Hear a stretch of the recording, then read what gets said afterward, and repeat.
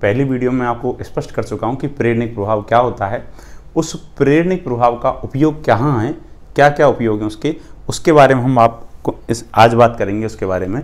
तो आज अपना टॉपिक है प्रेरणिक प्रभाव के उपयोग। देखो, प्रेरणिक प्रभाव जो है कल पढ़ा दिया था मैंने आपको, या पुरानी वीडियो में आपको भी बता दिया था।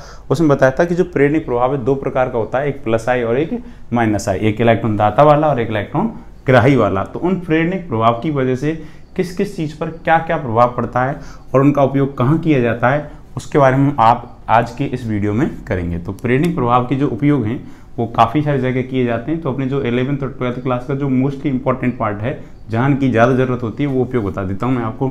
तो इनका सबसे पहला जो उपयोग होता है वो मध्यवर्ती के स्थायित्व, मध्यवर्ती के स्थायित्व की व्याख्या करने में, मध्यवर्ती के स्थायित्व की व्याख्या करने में किसका उपयोग करते हैं? प्रेरणिक प्रभाव का। मध्यवर्ती कौन कौन से होते हैं, उनके मध्यवर्ती क्या होते हैं, उसके बारे में बात करेंगे। दूसरा जो उपयोग है प्रेरणिक प्रभाव का वो किया जाता है एल्किल हैलाइड RX की, एल्किल हैलाइड की क्रियाशीलता, एल्किल हैलाइड की क्रियाशीलता के निर्धारण में। ये आपका alkyl halide chapter 12th class में चैप्टर संख्या 10 है, पूरा डिटेल में है आपके लिए, और वहां पर आपको एल्किल हैलाइड और क्रियाशीलता का निर्धारण करना पड़ेगा। उसमें किसकी आवश्यकता होती है? प्रेरणिक प्रभाव की। यानी कि आपका प्रेरणिक प्रभाव टॉपिक 11th क्लास में है, इसका यूज किस में होगा? आपका 12th क्लास में, ठीक है ना। तीसरा जो उपयोग है आपका जो प्रेरणिक प्रभाव का वो है आपका जो एल्कोहल होते हैं ROH, एल्कोहलों की क्रियाशीलता के निर्धारण में, किसके? एल्कोहलों की क्रियाशीलता के निर्धारण में। इसके अलावा इसके और भी बहुत सारे उपयोग में, इसका अगला उपयोग बता देता हूं। जो कार्बोक्सिलिक अम्ल होते हैं, क्या होते हैं भैया? कार्बोक्सिलिक अम्ल, RCAA से रिप्रेजेंट करते हैं। तो कार्बोक्सिलिक अम्लों की अम्लीयता के निर्धारण में, तो कार्बोक्सिलिक अम्लों की अम्लीयता के निर्धारण में किसका उपयोग किया जाता है? प्रेरणिक प्रभाव का। इसके अलावा एक उपयोग और आएगा 12th क्लास में, वो है आपके जो कार्बोनिल यौगिक होते हैं एल्डिहाइड और कीटोन। तो कार्बोनिल यौगिकों की क्रियाशीलता के निर्धारण में। तो बताओ आप, प्रेरणिक प्रभाव का उपयोग, किसका उपयोग? प्रेरणिक प्रभाव का उपयोग जनरली हम लगभग कितने भागों में करेंगे? 5 भागों में। और भी इसके कुछ उपयोग हैं, उन उपयोगों के बारे में बात नहीं करेंगे जो अपने ज़्यादा काम नहीं आएंगे। मोस्टली आपका इनमें ज़्यादातर उपयोग होता है इसका। तो हम सबसे पहले बात करेंगे किसके बारे में? नंबर 1 है मध्यवर्ती के स्थायित्व की व्याख्या करने में। तो जो मध्यवर्ती होते हैं वो होते हैं किसी रासायनिक अभिक्रिया, जब कोई क्या होती है? रासायनिक अभिक्रिया होती है, उस रासायनिक अभिक्रिया के मध्य में बनने वाला, रासायनिक अभिक्रिया के मध्य में बनने वाला या मध्य में बनने वाली स्पीशीज होती है जो स्थायी नहीं होती है, उसको क्या कहते हैं अपन? मध्यवर्ती कहते हैं। तो ऐसे मध्यवर्ती जिनमें प्रेरणिक प्रभाव की आवश्यकता पड़ेगी या जिनके स्थायित्व की व्याख्या करने के लिए किसकी आवश्यकता होती है? प्रेरणिक प्रभाव की। तो वो कौन कौन से मध्यवर्ती हैं? तो एक होता है आपका कार्बोकैटायन। क्या है भैया? कार्बोकैटायन। तो हम कार्बोकैटायन क्या होता है? कार्बोकैटायन के स्थायित्व यानी मध्यवर्ती की जगह हम क्या ले लेंगे? कार्बोकैटायन के स्थायित्व की व्याख्या हम किसकी सहायता से करेंगे? प्रेरणिक प्रभाव की सहायता से। दूसरे होते हैं आपके कार्बन मुक्त मूलक। कार्बन मुक्त मूलक भी क्या होते हैं आपके भैया? मध्यवर्ती होते हैं, और इनके स्थायित्व की व्याख्या भी किसकी सहायता से करेंगे?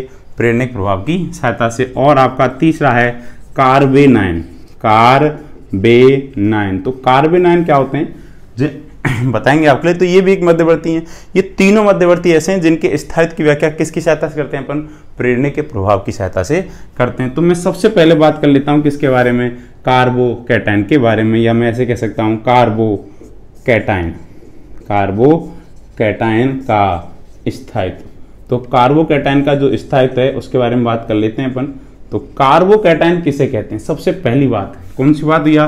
कि कार्बोकैटायन क्या होता है। तो कार्बोकैटायन का मतलब होता है ऐसी स्पीशीज जिसमें कार्बन पर धन आवेश होता है। आपने पढ़ा होगा कि कार्बन कितने बंध बनाता है, तो 4 बंध बनाता है। अगर 4 बंध में से कोई एक बंध तोड़े अपन और एक बंध टूटने के बाद, जैसे यहाँ पर मान लीजिए Cl था, बताओ बंध के इलेक्ट्रॉन कौन लेगा, कार्बन के क्लोरीन, तो आपको पता है कौन लेगा, क्लोरीन लेगा। तो क्लोरीन में कौन सा आवेश आएगा, माइनस। अगर ये वाला बंध टूट जाए, यहाँ माइनस आए और यहाँ पर क्या आ जाए, प्लस, तो ये वाला जो कार्बन है जिस पर कौन सा आवेश आया, धन आवेश आया, इस कार्बन को अपन क्या कहते हैं, कार्बोकैटायन। बात समझ में आ गई। कार्बोकैटायन मतलब क्या हुआ, ऐसी स्पीशीज जिसमें कार्बन पर क्या होता है, धन आवेश होता है, उसे क्या कहते हैं अपन, कार्बोकैटायन कहते हैं। तो ये कार्बोकैटायन है।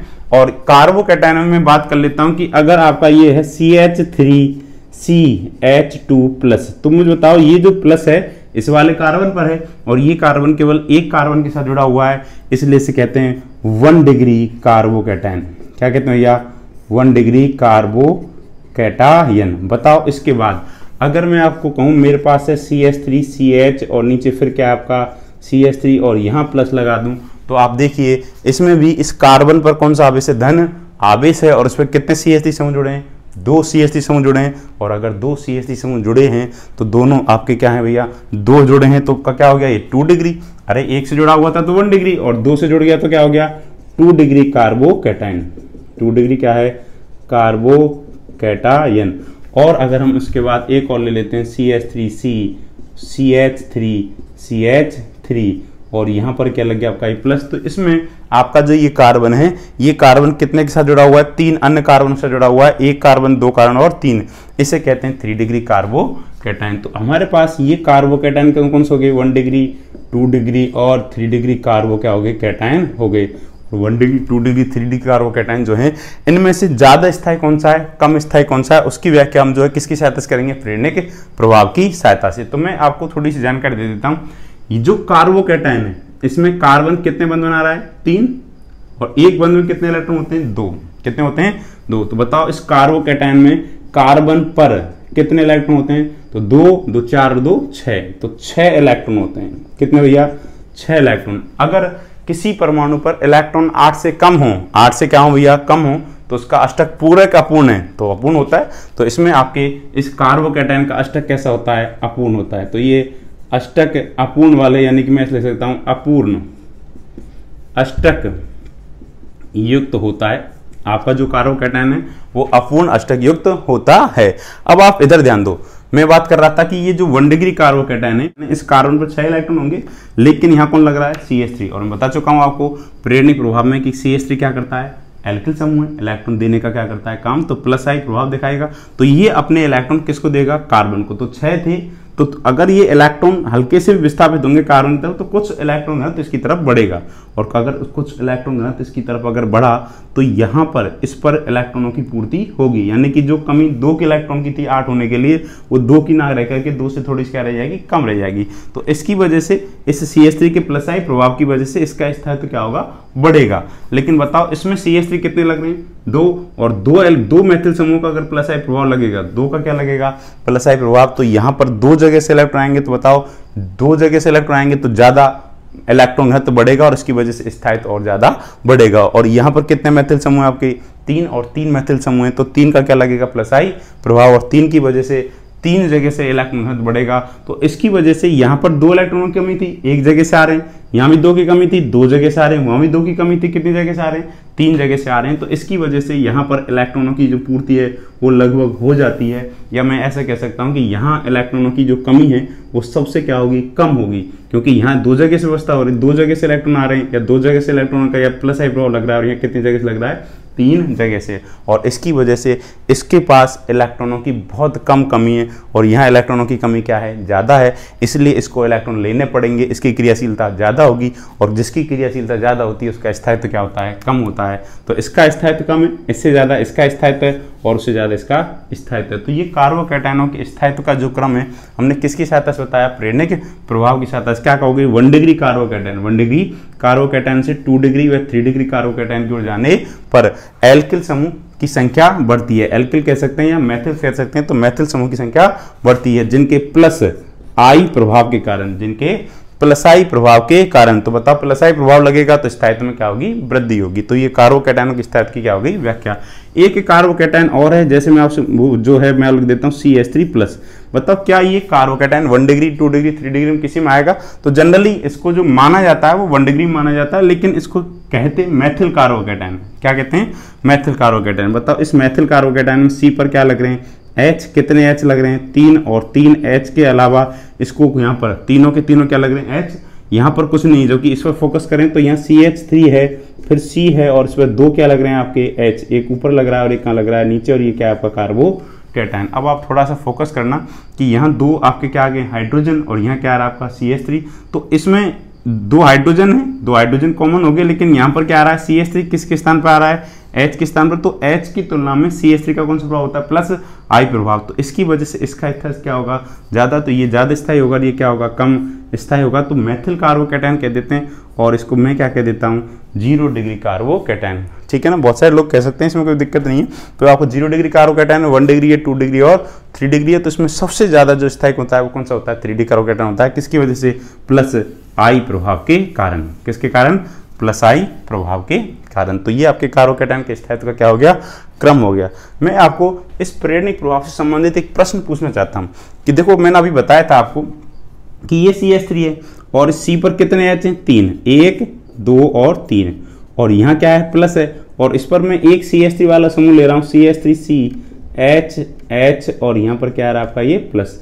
तो इस H की जगह क्या आ रहा है, ये CH3। तो बताओ H कोई प्रेरणिक प्रभाव लगा रहा है क्या, या मैंने आपसे कहा कि ये प्लस आई लगाता है, नहीं मैंने, और ना ये कहा कि माइनस आई लगाता है। आपको कल बताया था प्रेरणिक प्रभाव में कि हाइड्रोजन के स्थान पर, हाइड्रोजन के स्थान पर आने वाला समूह वो कोई ना कोई प्रभाव लगाएगा। तो प्रेरणिक प्लस आई भी लगा सकता है और माइनस आई, लेकिन हाइड्रोजन का कोई भी किसी भी प्रकार का प्रेरणिक प्रभाव नहीं होता। ये आपके IIT में आया हुआ क्वेश्चन है कि हाइड्रोजन का प्रेरणिक प्रभाव होता है तो कितना होता है, 0 होता है। कितना होता है, 0। और एक इंपॉर्टेंट चीज बात जो है वो है आपका कि जो आपका प्रेरणिक प्रभाव है ये कैसा प्रभाव होता है, स्थायी यानी कि टेम्परेरी इफेक्ट है, या परमानेंट इफेक्ट है। यानी कि टेम्परेरी है तो अस्थायी है, और अगर परमानेंट है तो कैसा है, स्थायी है। तो थोड़ा सा ध्यान देना, गौर करना।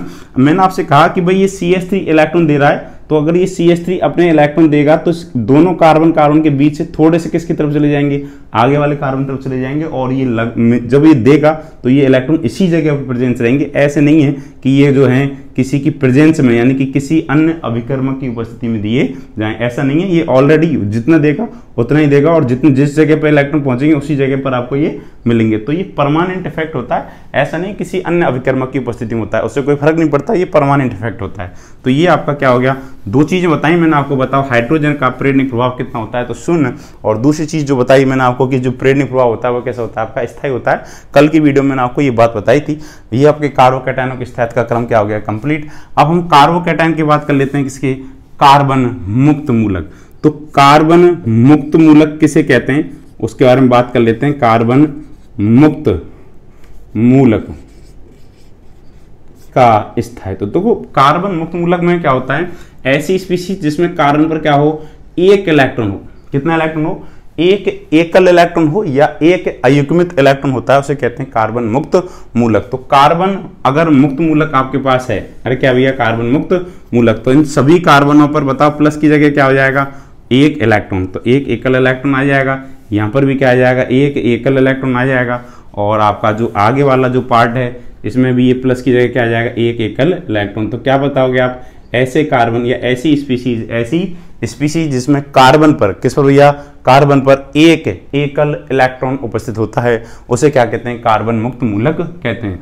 बताओ कार्बन मुक्त मूलक में कार्बन कितने इलेक्ट्रॉन हुए, तो 2 4 और 2 6, और एक इलेक्ट्रॉन ये रहा, तो कुल इलेक्ट्रॉन कितने हो गए, 7 इलेक्ट्रॉन। कितने इलेक्ट्रॉन, और अगर 7 इलेक्ट्रॉन है तो इसका भी अष्टक कैसा होता है, अपूर्ण होता है। तो इसका भी अष्टक अपूर्ण होता है। तो बताओ अगर अपूर्ण अष्टक है तो इलेक्ट्रॉन लेना चाहेगा कि देना, तो लेना चाहेगा। बताओ इस वाले पर भी 7 इलेक्ट्रॉन होंगे, 3 बंद बना रखें तो 6 तो इसमें हो गए, 1 इसमें हो गया। क्या इस CH3 में कोई प्लस आई प्रभाव या माइनस आई प्रभाव लगाने वाला कोई समूह है क्या, तो कोई भी समूह नहीं है। तो इसकी वजह से यहाँ कोई इलेक्ट्रॉन देने वाला नहीं है, यहाँ पर 1 इलेक्ट्रॉन की कमी है। लेकिन बताओ यहाँ CH3 समूह है और CH3 का क्या लगेगा प्लस आई प्रभाव। तो ये अपने इलेक्ट्रॉन किसको देगा थोड़े से CH2 को। इस बंध में हल्के से डिस्प्लेसमेंट किसकी तरफ होंगे आपके इस वाले कार्बन की तरफ। तो यहाँ पर जो 7 इलेक्ट्रॉन थे उसमें थोड़े बहुत और बढ़ाएंगे तो संख्या 7 से क्या हो जाएगी ज्यादा, मतलब किसकी तरफ जाएगा आगे 8 की तरफ। और यहाँ कितने CH3 हैं आपके 2, अरे कितने 2, तो यहाँ तो 1 का लग रहा है और यहाँ कितने का लग रहा है 2 का, और यहाँ कितने लग रहा है 3 का प्लस आई प्रभाव लग रहा है। तो इसकी वजह से सबसे ज्यादा पूर्ति किसमें होगी 3 डिग्री कार्बन मुक्त मूलक में। अरे किस भैया 3 डिग्री कार्बन मुक्त मूलक में। और इसी की वजह से सबसे ज्यादा स्थायी अभी भी कौन होगा, तो वही रहेगा कौन भैया 3 डिग्री कार्बन मुक्त मूलक। ये सबसे ज्यादा क्या होगा आपका स्थायी रहेगा, ठीक है ना। तो ये आपके कार्बन मुक्त मूलक का भी क्या हो गया स्थायित्व हो गया। हमने अब तक 2 चीजें बता दी, एक तो कार्बोकैटायन की स्थायित्व और एक कार्बन मुक्त मूलक का। बिल्कुल डिट्टो है क्योंकि वहां पर इलेक्ट्रॉन 6 थे, यहाँ कितने थे 7, दोनों के पास इलेक्ट्रॉनों की क्या है कमी है। और इलेक्ट्रॉनों की कमी है तो पूर्ति करने के लिए कौन सा प्रभाव लग रहा है प्लस आई प्रभाव, जिसमें जितना ज्यादा प्लस आई प्रभाव होगा उसका स्थायित्व उतना ही क्या होगा ज्यादा होगा। तो सबसे ज्यादा स्थायी कौन सा है 0 डिग्री 1 डिग्री 2 डिग्री के 3 डिग्री, तो इसमें भी कौन सा है सबसे ज्यादा 3 डिग्री स्थायी होगा। अब हम बात करते हैं आपके लिए अगली, और अगली जो बात है वो है आपका क्या भैया कार्बेनाइन के स्थायित्व की व्याख्या। तो मुझे बताओ कार्बेनाइन कौन होते हैं। तो सबसे पहले बात ये तो है कार्बेनाइन, तो मैं लिख देता हूं कार्बेनाइन का स्थायित्व। तो बताओ कार्बेनाइन क्या होते हैं, तो मैं आपको बता देता हूं। मान लीजिए अगर कौन भैया कार्बन किसी ऐसे परमाणु से जुड़ा हो जिसकी विद्युत ऋणता क्या हो कम हो। जैसे कार्बन का बंध मैंने किससे बना दिया लिथियम से, तो बंध के इलेक्ट्रॉन कौन लेगा कार्बन के लिथियम, तो कौन लेगा ये इलेक्ट्रॉन कार्बन लेगा लिथियम लेगा। तो लिथियम विद्युत ऋणता 1 होती है और कार्बन की 2.5 होती है, तो इलेक्ट्रॉन कौन लेगा आपका कार्बन। तो यहाँ क्या आएगा माइनस और यहाँ क्या आ जाएगा प्लस। और अगर कोई कार्बन पर ऋणावेश हो, यदि किसी कार्बन पर क्या हो ऋण आवेश हो तो इसे क्या कहते हैं कार्बेनाइन या कार्ब ऋणायन भी कह देते हैं, ठीक है ना। तो कार्बेनाइन की कंडीशन ये होती है कि इसमें कार्बन होता है और इसमें कार्बन में कौन सा आवेश होता है ऋण आवेश होता है। तो क्या कहोगे ऐसे स्पीशीज जिसमें कार्बन पर ऋण आवेश उपस्थित होता है उसे कार्बेनाइन कहते हैं। कार्बेनाइन में मैं आपको बता रहा था कि जो बंध टूटा है, जैसे सी का और Li का जो बंध टूटा है, इसमें थोड़ा सा फोकस करना। सी और Li का जो बंध था इसमें 2 इलेक्ट्रॉन थे, एक इलेक्ट्रॉन किसका था कार्बन का और एक किसका था Li का। जब बंध टूटा तो दोनों ही इलेक्ट्रॉन किस पर आ गए कार्बन पर, तो एक तो खुद का ही था और एक किससे ले लिया इसने Li से, तो इसकी वजह से ऋणावेश आया है। तो ऋणावेश में 2 इलेक्ट्रॉन होते हैं, कितने होते हैं 2, एक तो खुद का और एक किसी से लिया हुआ। हालांकि एक लिया है इसलिए एक ऋणावेश आता है। तो बताओ इस पर कुल इलेक्ट्रॉन कितने हो गए 2 2 4 2 6 और 1 2 2 4 2 6 और 2 8, ठीक है ना। तो इसमें कार्बेनाइन में कार्बन पर कितने इलेक्ट्रॉन होते हैं 8 इलेक्ट्रॉन होते हैं। और अगर 8 इलेक्ट्रॉन हैं तो इसका अष्टक कैसा है पूर्ण है, और अगर अष्टक पूर्ण है तो ये स्थायी होगा। अरे क्या होगा स्थायी। तो अब हम बात करते हैं कि अगर कार्बेनाइन है और अकार्बेनाइन पे कार्बन पर इलेक्ट्रॉन पूरे हैं तो हमारे पास सबसे पहले CH3 माइनस, बताओ इसमें कितने इलेक्ट्रॉन 8, उसके बाद CH3 CH2 माइनस, ये आपका 1 डिग्री कार्बेनाइन है। तो 1 डिग्री कार्बेनाइन में ऑलरेडी 8 इलेक्ट्रॉन, लेकिन CH3 का कौन सा प्रभाव लग रहा है प्लस आई प्रभाव लग रहा है। तो प्लस आई प्रभाव इस पर इलेक्ट्रॉन घनत्व और बढ़ाएगा, और अगर इलेक्ट्रॉन घनत्व बढ़ जाएगा तो उसको वो इलेक्ट्रॉन किसी न किसी को देने पड़ेंगे, और अगर इलेक्ट्रॉन देगा किसी न किसी को जाकर के तो उसकी क्रियाशीलता बढ़ जाएगी, और अगर क्रियाशीलता बढ़ रही है तो स्थायित्व में क्या आ जाएगी कमी आ जाएगी। तो गौर करना, तो यहाँ पर इसका ऋणावेश और बढ़ रहा है किसकी वजह से प्लस आई प्रभाव की वजह से, और ऋणावेश बढ़ रहा है तो क्रियाशीलता बढ़ रही है, और क्रियाशीलता बढ़ रही है तो स्थायित्व में क्या आ रही है कमी, यानी कि अधिक स्थायी अभी भी कौन है इसमें CH3 माइनस, यानी कि मैथिल ऋणायन या मैथिल कार्बेनाइन अधिक स्थायी होता है किससे 1 डिग्री से। अब मैं 1 डिग्री के बाद ले लेता हूं 2 डिग्री CH3 CH3 और यहाँ क्या लगा दूं भैया मैं माइनस। तो बताओ ये जो 2 डिग्री कार्बेनाइन है इसमें भी इस कार्बन पर कौन कितने इलेक्ट्रॉन, वही 8, लेकिन कितनी जगह से प्लस आई लग रहा है 2 जगह से ज्यादा इलेक्ट्रॉन घनत्व बढ़ेगा तो क्रियाशीलता और बढ़ जाएगी। और हम बात करते हैं फिर 3 डिग्री की, तो यहाँ हो जाएगा CH3 CH3 और यहाँ क्या आ गया आपका ये माइनस। तो ये 3 डिग्री जो कार्बेनाइन है इस पर ऋण आवेश जो है यहाँ पर भाई 1 जगह 2 जगह और 3 जगह, तो 3 जगह भाई ऑलरेडी 8 इलेक्ट्रॉन थे और 3 जगह से प्लस साइन प्रभाव लग रहा है तो इलेक्ट्रॉन घनत्व और ज्यादा बढ़ गया, तो क्रियाशीलता और ज्यादा बढ़ गई, और क्रियाशीलता अगर बढ़ गई तो स्थायित्व में क्या हो जाएगा, कमी। तो मैं फिलहाल स्थायित्व का क्रम लगा रहा हूं, तो स्थायित्व का क्रम इस प्रकार से पाया जाएगा कि इसमें सबसे जो 0 डिग्री वाला है उसका स्थायित्व सबसे ज्यादा होगा और 3 डिग्री कार्बन आयन की स्थायित्व सबसे क्या होगा, कम होगा, क्योंकि इलेक्ट्रॉन ऑलरेडी कितने 8, जबकि कार्बोकैटायन में और कार्बन मुक्त मूलक में इलेक्ट्रॉन होते हैं 6 और 7, इसलिए वहां प्लस आई प्रभाव स्थायित्व को बढ़ाता है और यहाँ प्लस आई प्रभाव स्थायित्व को क्या कर रहा है, घटा रहा है, क्योंकि यहाँ पर ऑलरेडी कितने इलेक्ट्रॉन है आपके 8 इलेक्ट्रॉन है। तो ये आपका मैंने एक इफेक्ट कंप्लीट करा दिया आपको मध्यवर्ती के स्थायित्व की व्याख्या। ये ध्यान रखना है, ये प्रेरणिक प्रभाव का उपयोग है, एक उपयोग कंप्लीट करा चुके हैं हम आपके लिए और बाकी जो उपयोग हैं उनके बारे में बाद में बात करेंगे।